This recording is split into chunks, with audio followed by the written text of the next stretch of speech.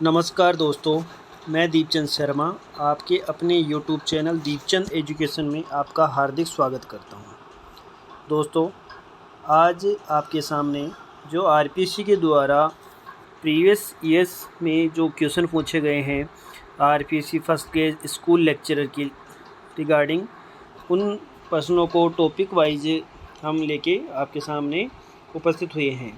दोस्तों, मैं आपको बताना चाहूँगा कि आज जो क्वेश्चन सोल्व करवाए जाएंगे वो एस्टेट, एचपीएससी, DISSB, KVS आदि जो भी पीजीटी की एग्ज़ाम कंडक्ट करवाई जाती हैं उनमें पीजीटी कॉमर्स के लिए बहुत ही महत्वपूर्ण है।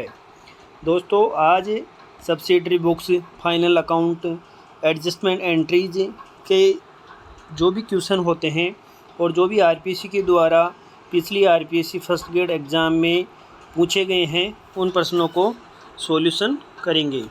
तो दोस्तों, आपके सामने फर्स्ट क्वेश्चन है, क्षतिग्रस्त प्राप्त माल की राम को 500 रुपये की जमा की चिट्ठी भेजी गई, इसका लेखा किया जाएगा। अर्थात इस प्रश्न में पूछ रहा है कि क्षतिग्रस्त प्राप्त माल को राम को 500 रुपये की एक जमा की चिट्ठी अर्थात क्रेडिट नोट भेजा गया है, इसका लेखा कहाँ पे किया जाएगा? विक्रय बही में किया जाएगा या विक्रय वापसी बही में किया जाएगा, क्रय बही में किया जाएगा या क्रय वापसी बही में किया जाएगा? तो दोस्तों, तो जैसा कि आपको पता है कि क्रेडिट नोट भेजा गया है, जमा की चिट्ठी अर्थात क्रेडिट नोट भेजा गया है।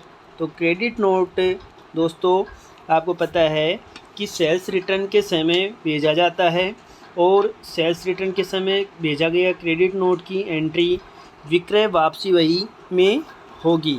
तो दोस्तों, इस प्रकार इस क्वेश्चन का राइट आंसर नंबर 2 हो जाएगा। दोस्तों, मैं आपको बताना चाहूँगा कि लेखांकन में, अकाउंटिंग सिस्टम में एक होता है डेबिट नोट और एक होता है क्रेडिट नोट। दोस्तों, जो डेबिट नोट होता है वो परचेज रिटर्न के समय भेजा जाता है और जो क्रेडिट नोट होता है वो सेल्स रिटर्न के समय भेजा जाता है। तो दोस्तों, आपको ध्यान रखना है कि डेबिट नोट की जो प्रविष्टि की जाएगी वो क्रय वापसी बही में की जाएगी, परचेज रिटर्न बुक में की जाएगी और जो क्रेडिट नोट है उसकी एंट्री विक्रय वापसी बही अर्थात सेल्स रिटर्न बुक में की जाएगी। इस प्रकार दोस्तों इस प्रश्न का सॉल्यूशन हुआ। हम नेक्स्ट क्वेश्चन की तरफ चलेंगे। नेक्स्ट क्वेश्चन आपके सामने है दोस्तों, मुख्य जनरल में किया जाने वाला लेखा होगा। अर्थात दोस्तों इस प्रश्न में पूछ रहा है कि जनरल प्रॉपर में कौन सा जो ऑप्शन दिए गए हैं, आपको 4 ऑप्शन दिए गए हैं, उनमें से कौन सा ऐसा ऑप्शन है जिसका लेखा जनरल प्रॉपर में किया जाएगा? फर्स्ट ऑप्शन है फर्नीचर का उधार क्रय, दूसरा ऑप्शन है मजदूरी का भुगतान और तीसरा ऑप्शन है उधार विक्रय, चौथा ऑप्शन है सुरेश से 1000 रुपये के माल की खरीद। देखो दोस्तों, अपनी सब्सिडरी जो बुक्स होती है वो टोटल 8 प्रकार की होती है, जिसमें फर्स्ट आप दोस्तों ध्यान से सुनते जाना, जो मैं बता रहा हूँ पूरा लिखना यहाँ पॉसिबल नहीं है। अच्छा, मैं बता रहा था सब्सिडरी जो बुक्स होती है वो 8 प्रकार की होती है। पहली होती है रोकड़ बही, दूसरी होती है क्रय बही, विक्रय बही, क्रय वापसी बही, विक्रय वापसी बही, बिल्स रिसीवेबल, बिल्स पेएबल और आखिर में एक होती है जनरल प्रॉपर। कौन सी होती है दोस्तों? Journal proper. तो दोस्तों इसमें पूछा गया है कि इन 4 ऑप्शनों में से ऐसा कौन सा ऑप्शन है या ऐसी कौन सी अकाउंटिंग टर्म है जिसका लेखा जनरल प्रॉपर में होगा। तो दोस्तों मैं आपको बताना चाहूँगा कि जनरल प्रॉपर में उन ट्रांजैक्शंस को रिकॉर्ड किया जाता है कि जो जनरल प्रॉपर के अलावा जो 7 सब्सिडरी बुक्स है उनमें जो ट्रांजैक्शन रिकॉर्ड नहीं होते हैं उन बाकी बचे हुए ट्रांजैक्शन को हम इसमें जनरल प्रॉपर में रिकॉर्ड करते हैं। जैसे जनरल प्रॉपर में ओपनिंग एंट्री, क्लोजिंग एंट्री और इसके बाद में ट्रांसफ़र की एंट्री, इसके बाद में उधार संपत्ति वगैरह खरीदते हैं, संपत्ति बेचते हैं, उनका लेखा भी जनरल प्रॉपर में होता है। और जैसे माल चोरी हो गया, माल आग से नष्ट हो गया आदि, जो भी इस तरह के लेन देन हैं, ट्रांजैक्शन हैं, उनका लेखा जनरल प्रॉपर में किया जाता है। तो इस प्रकार दोस्तों इस क्वेश्चन में देखेंगे, पहला ऑप्शन जो दे रखा है फर्नीचर का उधार क्रय, इसका राइट आंसर यही हो जाएगा दोस्तों, क्योंकि जो फर्नीचर का उधार क्रय और विक्रय है वो जर्नल प्रॉपर में रिकॉर्ड किया जाता है। और यदि जैसे फर्नीचर का नगद क्रय होता तो वो कहाँ पे जाता दोस्तों, वो जाता रोकड़ बही में, क्योंकि नगद है ना, इसलिए वो रोकड़ बही में जाता। इस प्रकार दोस्तों ये क्वेश्चन सोल्व होता है और हम नेक्स्ट क्वेश्चन की तरफ चलते हैं। नेक्स्ट क्वेश्चन दोस्तों आपके सामने है, विक्रय किए गए माल की लागत 1,20,000 रुपये है तथा सकल हानि विक्रय का 1/4 है, विक्रय की राशि ज्ञात कीजिए। काफ़ी अच्छा प्रश्न है दोस्तों, बहुत ही ध्यान देने की ज़रूरत है आपको इसमें। देखो दोस्तों ऐसे प्रश्नों में अक्सर क्या होता है, स्टूडेंट को आते हुए ये गलती हो जाती है, स्टूडेंट जल्दीबाजी में गलती कर देता है। दोस्तों देखो आपको ध्यान रखना है, यहाँ पे सकल लाभ न बोलकर सकल हानि के लिए बोला गया है। तो दोस्तों आपको सर्वप्रथम ऐसे प्रश्नों में ध्यान से देखना है कि लाभ के लिए बोला गया है या हानि के लिए बोला गया है। तो दोस्तों जो प्रश्न आपके सामने है उसमें सकल हानि के लिए बोला गया है। तो दोस्तों एक बार इसमें जो सकल हानि विक्रय का प्रतिशत दिया गया है और जो अपने को अमाउंट दिया गया है वो लागत मूल्य दिया गया है। तो जो प्रतिशत है या जो इसका सकल हानि का जो क्वांटिटी है उसको एक बार हम लागत पे ज्ञात करेंगे। लागत पर ज्ञात करने के लिए दोस्तों जो 1/4 या इसको हम कह सकते हैं 25%। देखो दोस्तों ये विक्रय पर दिया गया है और विक्रय से लागत पर जाने के लिए, जो विक्रय प्रतिशत से लागत पर प्रतिशत निकालने के लिए ये एक फॉर्मूला होता है जिसमें प्रतिशत बटा 100। अब देखो दोस्तों विक्रय से अपन लागत की तरफ जा रहे हैं तो इसमें माइनस होता है जो प्रतिशत दिया हुआ होता है, और जो फिर इसके बाद में गुना 100 करने के बाद में जो प्रतिशत आएगी वो लागत पे प्रतिशत आती है। लेकिन दोस्तों अधिकतर स्टूडेंट यहीं पर गलती करते हैं। दोस्तों ये तरीका अपन जब अपनाते जब यहाँ पे सकल लाभ दिया होता, लेकिन दोस्तों यहाँ पर सकल हानि दी गई है। तो दोस्तों सकल लाभ का उल्टा क्या होता है, सकल हानि। तो हम लोग भी इस ये फॉर्मूले में इसका जस्ट विपरीत कर देंगे। इसमें 25 डिवाइड बाई 100 माइनस इसमें से 25 लेस न करके हम लोग 25 ऐड कर देंगे और गुना 100 कर देंगे। तो दोस्तों अपना हो जाएगा 25 डिवाइड बाई 125 इंटू 100। तो दोस्तों अपने सामने जो लागत पर हानि का प्रतिशत है, सकल हानि का प्रतिशत है, वो 20% निकल के आ गया है। तो दोस्तों इसमें बोला गया है कि जो विक्रय किया गया है उस विक्रय किए गए माल की लागत 1,20,000 रुपये है, और यहाँ पर जो सकल हानि का प्रतिशत है वो 20% है, जो कि अभी हम लोगों ने ज्ञात किया था। तो 1,20,000 रुपये का 20%, 1,20,000 रुपये का 20% 24,000 रुपये एक तरीके से इसमें जो लागत थी उसमें से 24,000 रुपये का नुकसान हो गया और इसमें 1,20,000 रुपये में से 24,000 रुपये घटाने के बाद में 96,000 इस क्वेश्चन का आंसर हो जाएगा। तो देखा दोस्तों, एक सकल हानि और सकल लाभ शब्द ने पूरे क्वेश्चन का आंसर ही चेंज कर दिया है। तो दोस्तों, ऐसे प्रश्नों में आपको सोल्व करते समय विशेष ध्यान रखना है। नेक्स्ट क्वेश्चन की तरफ चलेंगे दोस्तों। नेक्स्ट क्वेश्चन आपका है, हाँ तो दोस्तों नेक्स्ट क्वेश्चन आपके सामने है। यदि विक्रय 2,40,000 रुपये है, सकल लाभ लागत का 1/3 है, क्रय 1,96,000 रुपये है और अंतिम स्कंद 36,000 रुपये है, तो प्रारंभिक स्कंद क्या होगा।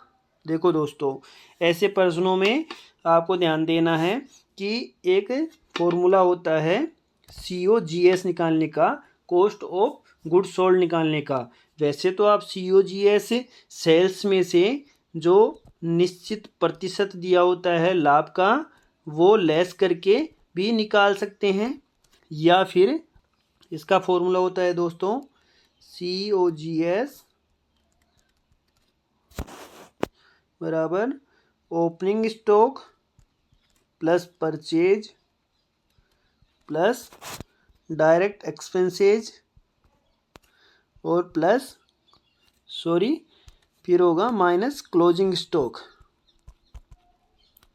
तो दोस्तों, इस प्रश्न में ध्यान देंगे, इसमें सकल लाभ लागत का 1/3 दे रखा है, तो ये विक्रय का 1/4 हो जाएगा, अर्थात विक्रय पर 25% का लाभ हो जाएगा।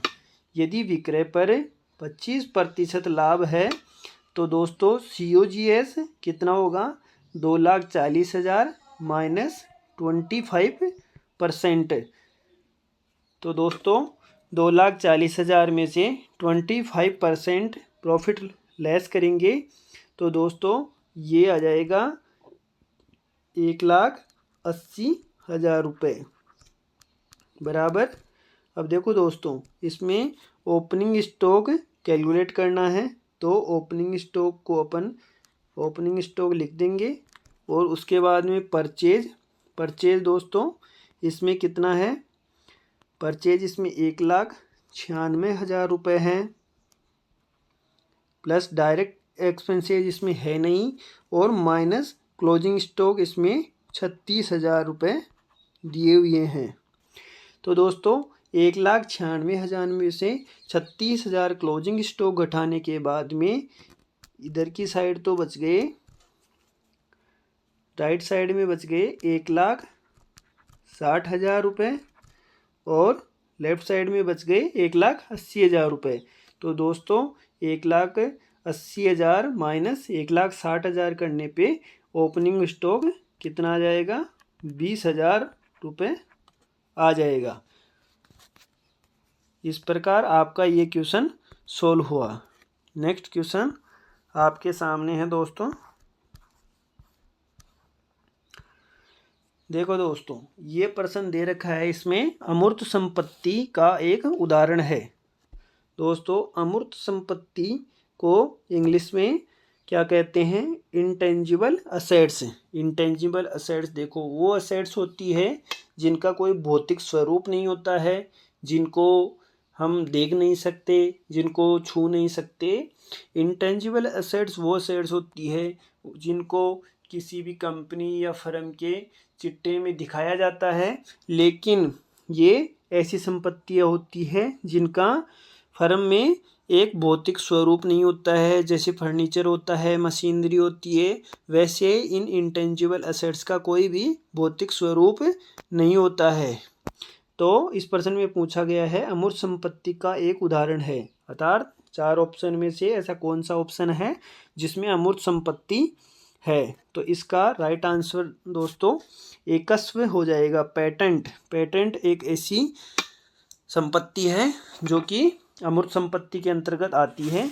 दोस्तों जो बाकी के तीनों ऑप्शन हैं वो दोस्तों फिक्टिशियस असेट्स अर्थात कृत्रिम संपत्ति के अंतर्गत आते हैं।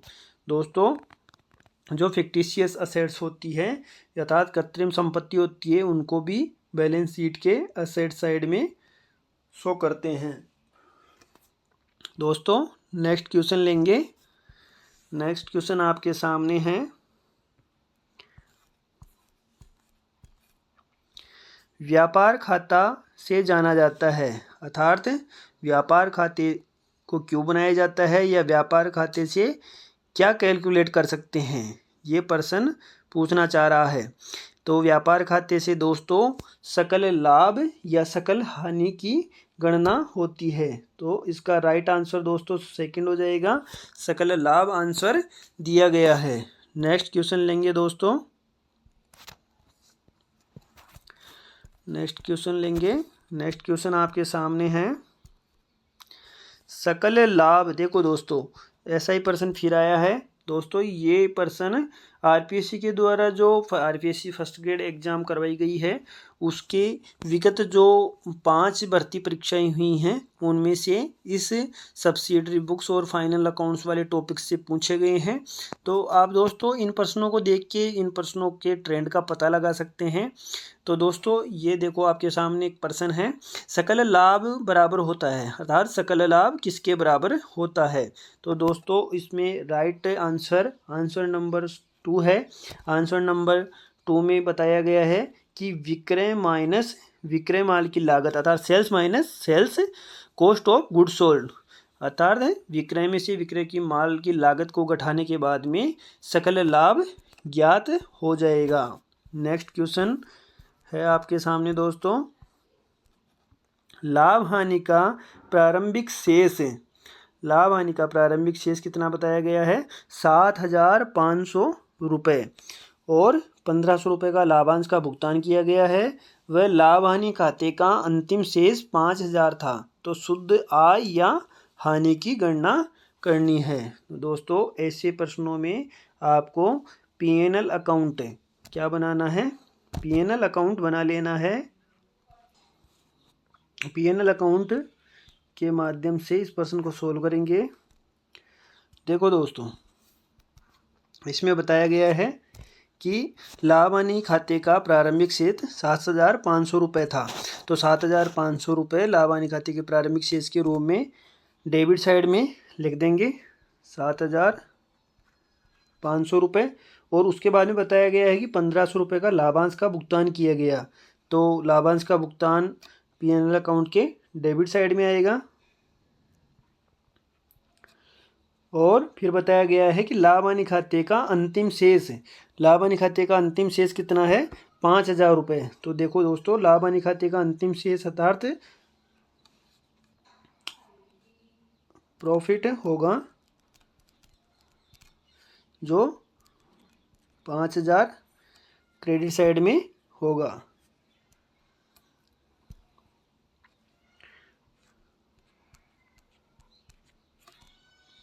$7,500 और 1,500 और 5,000। तो दोस्तों इसमें पूछा गया है कि शुद्ध आय और हानि क्या होगी। तो दोस्तों देखो 7,500 इधर है डेबिट साइड में और इधर भी 7,500 होनी चाहिए। तो इधर 1,000 रुपये का डेबिट साइड में 1,000 रुपये का अंतर आ रहा है और क्रेडिट साइड में 7,500 रुपये हैं। तो इसका राइट आंसर 1,000 रुपये की शुद्ध हानि हो जाएगी। तो इस प्रकार दोस्तों इस प्रश्न का राइट आंसर नंबर 1 हो जाएगा। नेक्स्ट क्वेश्चन की तरफ चलेंगे दोस्तों। नेक्स्ट क्वेश्चन आपके सामने है, निम्न में से किन्हीं जनरल प्रॉपर में दर्ज किया जा सकता है। निम्न में से किन्हीं जनरल प्रॉपर में दर्ज किया जा सकता है अर्थात ये प्रश्न पूछ रहा है दोस्तों कि ये जो 4 ऑप्शन आपको दिए गए हैं उनमें से कौन सा ऑप्शन ये है कि जिनको जनरल प्रॉपर में दिखाया जाता है। प्रारंभिक एवं अंतिम प्रविष्टियाँ, हाँ जी दोस्तों इसको जनरल प्रॉपर में दिखाया जाता है। स्थानांतरण प्रविष्टियाँ, इसको भी जनरल प्रॉपर में दिखाया जाता है। समायोजन प्रविष्टियाँ, इसको भी जनरल प्रॉपर में दिखाया जाता है और सुधार प्रविष्टियाँ। तो दोस्तों इस प्रश्न में चारों ही ऑप्शन ऐसे हैं जिनको जनरल प्रॉपर में शो किया जाता है। तो दोस्तों इसका राइट आंसर नंबर फर्स्ट हो जाएगा। नेक्स्ट क्वेश्चन की तरफ चलेंगे दोस्तों।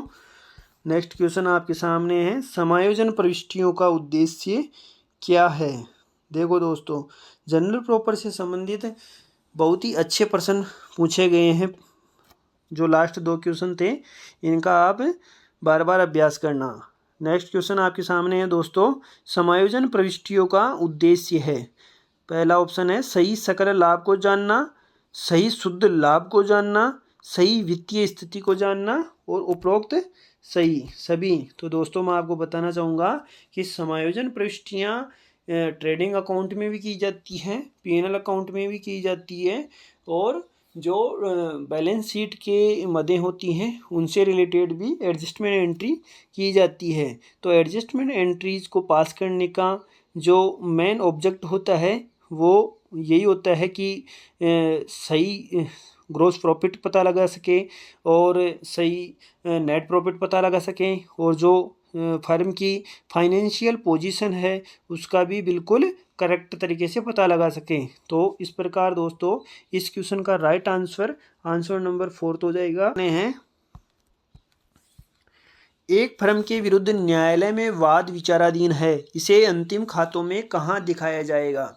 दोस्तों ये एक फर्म में एक तरीके से कंटिंजेंट लायबिलिटीज की तरह है कि एक फर्म के विरुद्ध एक न्यायालय में वाद विचाराधीन है, तो इसे अंतिम खातों में कहाँ दिखाया जाएगा। तो दोस्तों जो कंटिंजेंट लायबिलिटीज टाइप के ट्रांजैक्शन वगैरह होते हैं उनको दोस्तों जो बैलेंस शीट होती है उसके नीचे फुटनोट के अंतर्गत दिखाए जाते हैं।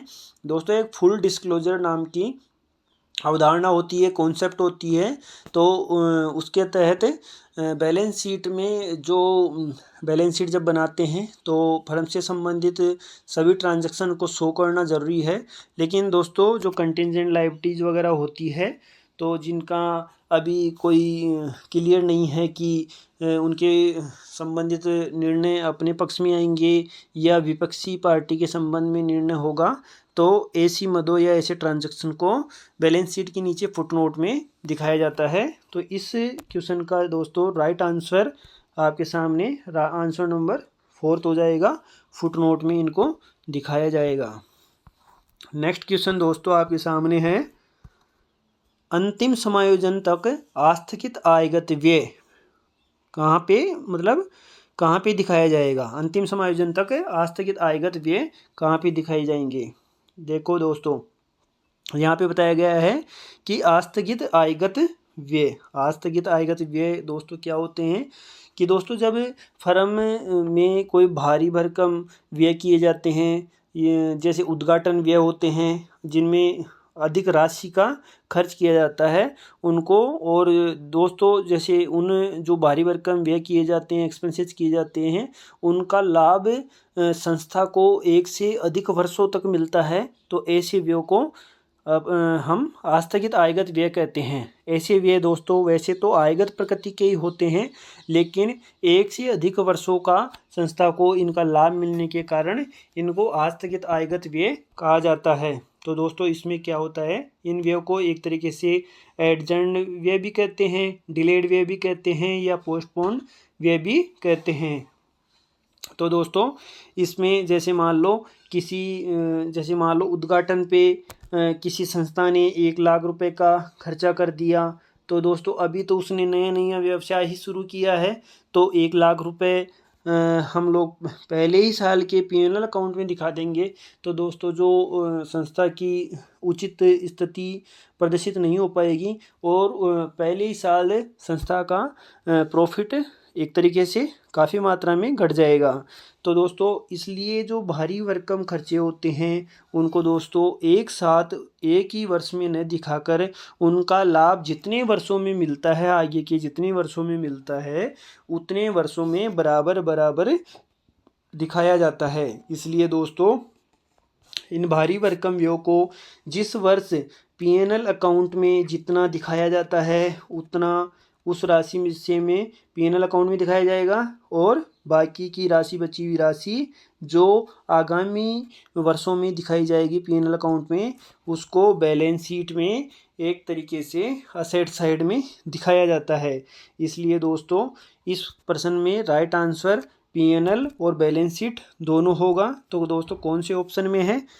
देखो दोस्तों, फोर्थ ऑप्शन में साफ साफ दे रखा है लाभ हानि खाता और चिट्ठा। इसलिए इस प्रश्न का राइट आंसर दोस्तों आंसर नंबर 4 हो जाएगा। नेक्स्ट क्वेश्चन दोस्तों आपके सामने है, वर्ष 2021 के दौरान 20,000 रुपये के बीमा का प्रीमियम का भुगतान किया गया था।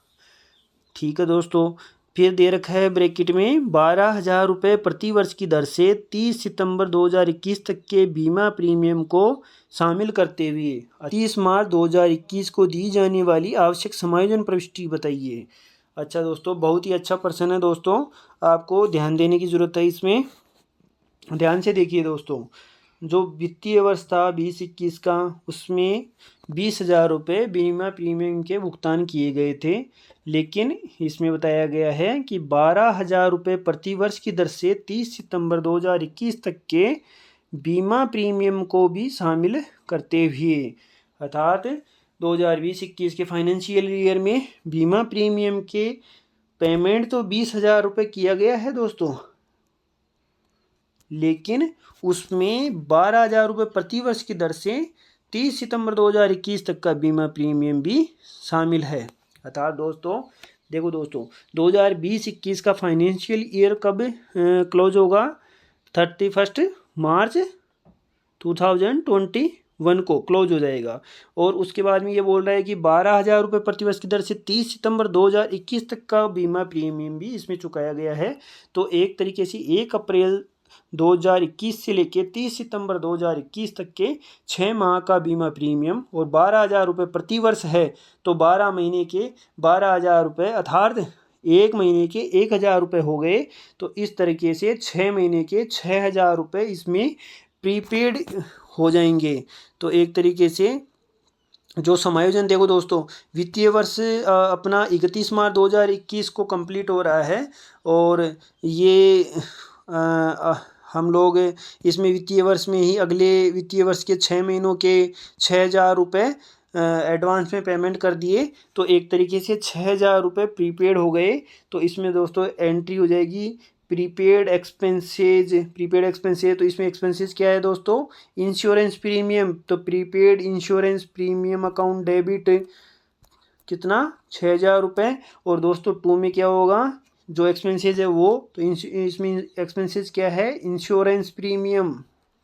तो दोस्तों एंट्री हो जाएगी prepaid insurance account debit 6,000 to insurance premium, वो भी 6,000। तो दोस्तों इस प्रकार इस समायोजन को हम लोग करेंगे। तो दोस्तों ऐसे समायोजनों में आपको विशेषकर ध्यान देने की ज़रूरत है, और ऐसे प्रश्नों का आप अभ्यास कीजिए। बार बार अभ्यास करेंगे तो आपको ऐसे प्रश्न समझ में आने लग जाएंगे। तो इस प्रश्न का दोस्तों राइट आंसर नंबर 1 हो जाएगा। देखो दोस्तों इसमें बताई गई है prepaid insurance premium account debit 6,000 और to insurance premium account credit 6,000। तो राइट आंसर इसका आंसर नंबर 1 हो जाएगा। और नेक्स्ट क्वेश्चन है दोस्तों आपके सामने, और आज की सीरीज का लास्ट क्वेश्चन है, खुदरा रोकड़ बही में अग्रदाय भुगतान पद्धति खुदरा भुगतानों में सहायक है। ऐसे कम मूल्य के भुगतानों के लिए जो सामान्यतया बार बार होने की प्रकृति के हों। और तीसरा ऑप्शन है 1 और 2 दोनों। और फोर्थ ऑप्शन है प्रबंधकों के लिए सहायक है। दोस्तों देखो, मैं आपको बताता हूँ कि जो रोकड़ बही होती है, तो जिसमें मुख्य रोकड़ यह होता है, वो दोस्तों फर्म में क्या होता है दोस्तों, डेली के छोटे मोटे के जो खर्चे होते हैं, छोटे मोटे खर्चे होते हैं जिनकी मूल्य मात्रा बहुत कम होती है, जैसे डाक टिकट ले आए, टैक्सी का किराया भाड़ा दे दिए, कोई पेन ले आए, स्टेशनरी का कोई सामान ले आए, या जैसे कोई चाय कॉफ़ी नाश्ता वगैरह मंगा लिए। तो ऐसे दोस्तों ऐसे खर्चों के लिए जो मुख्य रोकड़िया होता है वो एक लघु रोकड़िए को अपॉइंट करता है और लघु रोकड़िए को महीने के शुरू में ही एक निश्चित राशि उसको दे देता है कि आपको जो भी खर्चे करने हैं, छोटे मोटे जो भी खर्चे करने हैं वो आप इस निश्चित राशि में से कीजिए दोस्तों। तो खुदरा रोकड़ जो लघु रोकड़िया है वो जो डेली के जो भी छोटे मोटे खर्चे हैं फिर वो खुदरा रोकड़ बही में से ही करता है।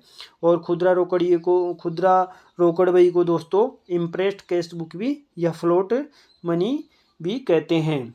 तो दोस्तों इस क्वेश्चन में जो पूछा गया है कि खुदरा रोकड़ बही में अग्रदाय भुगतान पद्धति यथार्थ जो मुख्य रोकड़िया होता है वो खुदरा रोकड़ ये को जो पहले एडवांस में पैसे देता है वो उसके बारे में पूछा गया है। तो फर्स्ट ऑप्शन इसका बताया गया है कि खुदरा भुगतानों में सहायक है। हाँ तो दोस्तों खुदरा भुगतान होते हैं अर्थात जो छोटे मोटे भुगतान होते हैं उनमें वो सहायक होता है।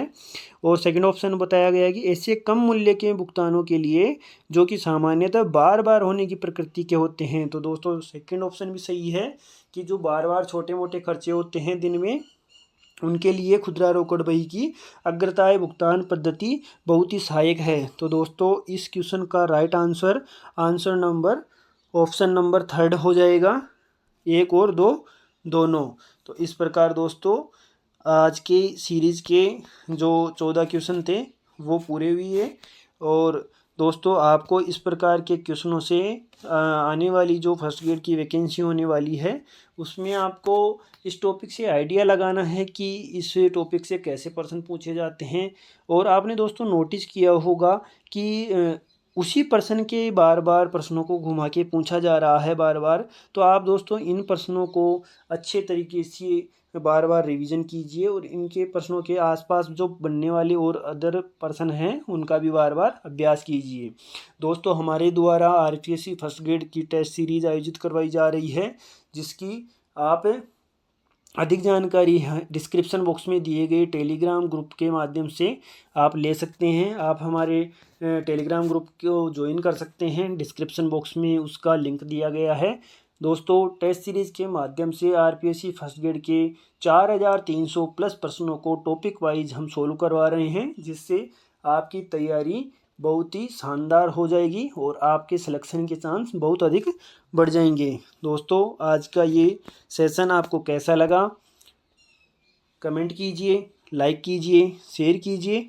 और दोस्तों ऐसे महत्वपूर्ण प्रश्नों के और वीडियो प्राप्त करने के लिए आप हमारे चैनल को यूट्यूब चैनल को सब्सक्राइब कीजिए और हमारे टेलीग्राम चैनल को ज्वाइन कीजिए। टेलीग्राम चैनल का लिंक दोस्तों हमारे इस वीडियो के डिस्क्रिप्शन बॉक्स में दिया गया है। तो दोस्तों पढ़ते रहिए, बढ़ते रहिए और मेहनत करते रहिए। दोस्तों आपकी परीक्षा बहुत ही जल्द भर्ती निकलने वाली है और बहुत ही जल्द फिर परीक्षा हो जाएगी। काफ़ी लंबा समय चाहिए दोस्तों फर्स्ट ग्रेड की तैयारी के लिए।